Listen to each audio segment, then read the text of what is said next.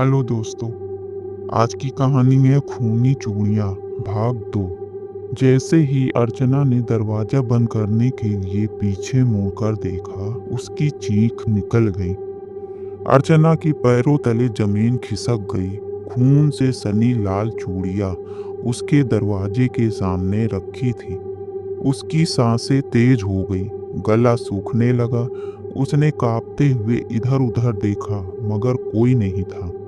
अर्चना ने झट से चूड़ियों को देखने के लिए अपना हाथ आगे बढ़ाया, लेकिन जैसे ही उसकी उंगलियां चूड़ियों को छूने वाली थी, अचानक दरवाजे के पीछे से किसी ने बुरी तरह दरवाजा पीटना शुरू कर दिया। अर्चना की चीख निकल गई। उसने घबराकर दरवाजा झट से बंद कर दिया और विशाल को हिलाकर जगाने लगी। विशाल उठो, देखो क्या हो रहा है। विशाल हड़बड़ा कर उठा। क्या हुआ अर्चना? यहाँ दरवाजे के सामने कोई था और ये देखो। लेकिन जैसे ही उसने नीचे देखा, चूड़ियां गायब थी। विशाल ने उसे अजीब नजरों से देखा। अर्चना, तुम बहुत थकी हुई हो, तुम्हें आराम की जरूरत है। लेकिन मैंने खुद देखा था, खून से सनी चूड़ियां। अर्चना की आवाज कांप रही थी।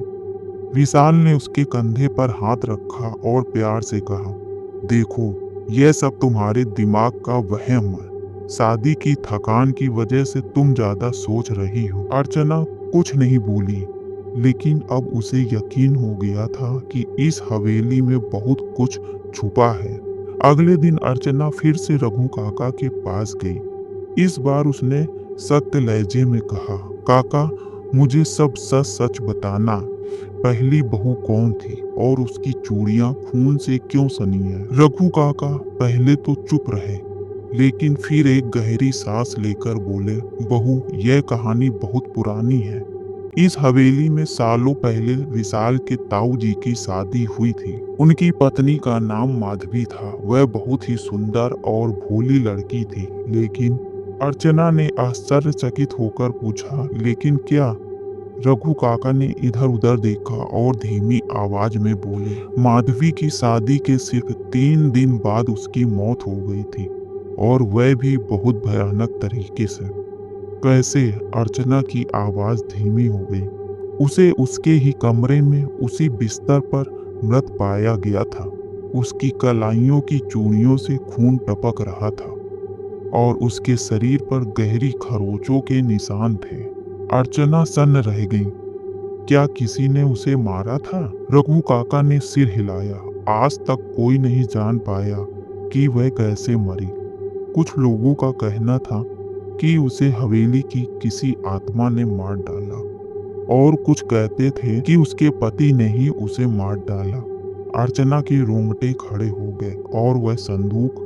रघु काका की आंखों में डर उतर आया। माधवी की चूड़ियां जो उसकी मौत के बाद खून से सन गई थी, उन्हें उसी संदूक में बंद कर दिया गया था।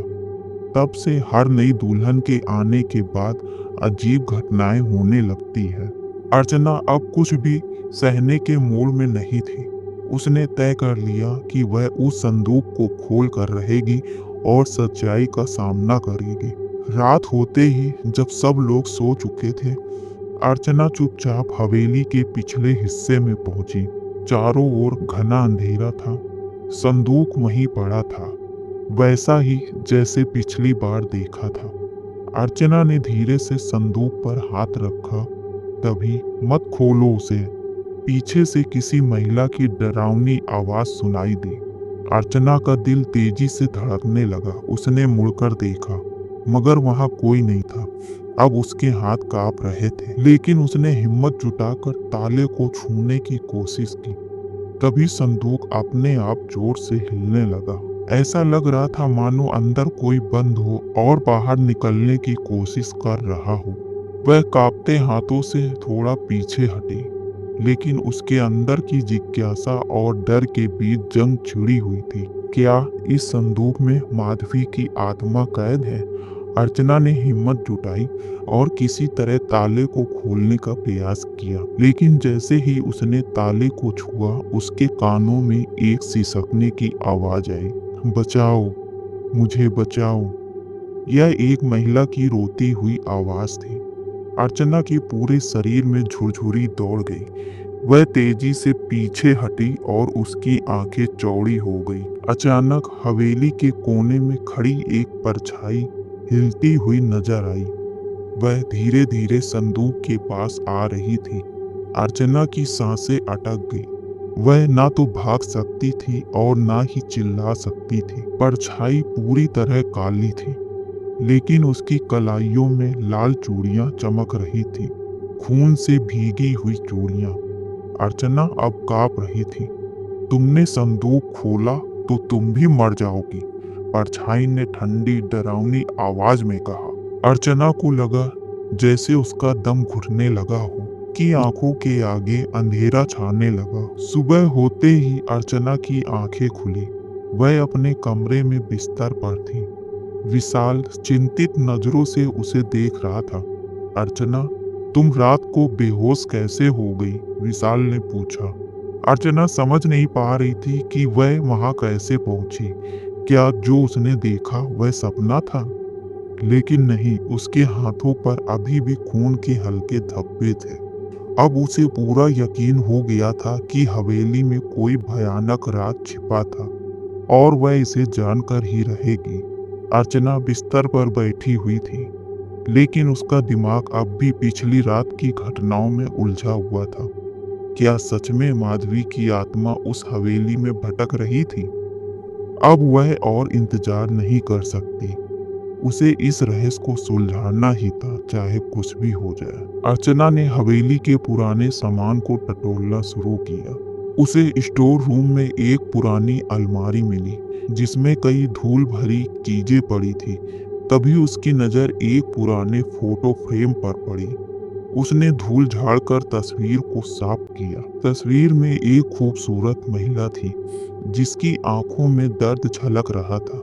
उसके हाथों में वही लाल चूड़ियां थी जिनसे खून टपकता था। तभी अचानक कमरे में ठंडी हवा चलने लगी। अर्चना को ऐसा महसूस हुआ कि कोई उसके पीछे खड़ा है। धीरे धीरे उसने अपना सिर घुमाया और जो देखा उसे देखकर उसकी चीख निकल गई। अर्चना ने देखा कि सामने माधवी की आत्मा खड़ी थी। उसकी आंखें सुर्ख लाल थी और उसकी कलाइयों से खून टपक रहा था। तुम कौन हो? अर्चना ने कांपती आवाज में पूछा। माधवी की आत्मा धीरे धीरे आगे बढ़ी और बोली, तुम भी मेरी तरह इस हवेली की कैदी बन जाओगी। अर्चना ने घबराकर पीछे हटने की कोशिश की, लेकिन तभी आत्मा जोर से चीख पड़ी, मुझे इंसाफ दो। अर्चना का पूरा शरीर कांप उठा। अर्चना ने हिम्मत जुटाई और माधवी की आत्मा से पूछा, तुम्हारे साथ क्या हुआ था? माधवी की आंखों में आंसू आ गए। वह बोली, मेरी शादी इस हवेली में हुई थी। पहली रात में ही मेरे पति ने मुझे मार डाला। उन्होंने मुझे जहर देकर मार दिया और फिर मेरा खून छुपाने के लिए मेरी चूड़ियों को संदूक में रख दिया। लेकिन मेरी आत्मा आज भी इस हवेली में भटक रही, क्योंकि मुझे न्याय नहीं मिला। अर्चना के रोंगटे खड़े हो गए। अर्चना का दिमाग सुन्न हो चुका था। इसका मतलब विशाल के ताऊ जी ही माधवी के कातिल थे। लेकिन इतने सालों तक उन्होंने ये राज कैसे छुपाया? और अब जब माधवी की आत्मा खुद इंसाफ मांग रही थी, तो उसे मुक्त करने का क्या तरीका था? अर्चना ने हिम्मत जुटाकर माधवी की आत्मा से पूछा, मैं तुम्हारी मदद कैसे कर सकती हूँ? माधवी की आत्मा ने कांपती आवाज में कहा, मुझे इंसाफ चाहिए। मुझे दुनिया के सामने बेगुनाह साबित करो और मेरे कातिल को सजा दिलवाओ। अर्चना सोच में पड़ गई। यह काम आसान नहीं था। विशाल के ताऊ जी अब इस दुनिया में नहीं थे और इतने पुराने मामले को सबूतों के बिना साबित करना असंभव था। लेकिन फिर उसे कुछ याद आया, वो संदूक। अर्चना तेजी से हवेली के उस हिस्से में पहुंची जहां संदूक रखा था। इस बार उसने बिना डरे उसे खोलने का फैसला किया। उसने कांपते हाथों से ताला खोला। अर्चना ने धीरे से संदूक का ढक्कन उठाया। संदूक के अंदर एक पुरानी साड़ी, लाल चूड़ियों का एक सेट और एक डायरी थी। अर्चना ने धीरे से डायरी उठाई और उसके पन्ने पलटने लगी। यह माधवी की डायरी थी। डायरी के पन्नों में उसकी शादी के बाद की सारी बातें लिखी थी। कैसे उसके पति ने पहले ही रात उसके साथ बुरा व्यवहार किया और कैसे आखिर में उसे जहर देकर मार दिया गया। अर्चना की आंखें नम हो गई। यह डायरी ही माधवी की बेगुनाही और उसके पति के गुनाह का सबसे बड़ा सबूत थी। अगली सुबह अर्चना ने हवेली के सभी लोगों को हॉल में इकट्ठा किया। रघु काका, विशाल, उनकी माँ और बाकी परिवार के लोग हैरान थे। विशाल ने पूछा, अर्चना ये सब क्या है? अर्चना ने कहा, यह माधवी की डायरी है। यह बताती है कि उसे किसने मारा और कैसे मारा गया। सभी लोग सन्न रह गए। विशाल की माँ के चेहरे का रंग उड़ गया। बकवास मत करो, ये सब पुरानी बातें हैं, विशाल की माँ चिल्लाई। लेकिन तभी एक अजीब घटना हुई। हॉल की सारी लाइटें झपकने लगी। अचानक ठंडी हवा चलने लगी और माधवी की आत्मा प्रकट हो गई। उसका चेहरा अब और भी डरावना था। मैंने कहा था, मुझे इंसाफ दो। माधवी की आत्मा की आवाज पूरे हॉल में गूंज उठी। विशाल की माँ जमीन पर गिर पड़ी और रोते हुए कहने लगी, हमें माफ कर दो माधवी। माधवी की आत्मा ने कहा, मुझे इंसाफ चाहिए, माफी नहीं।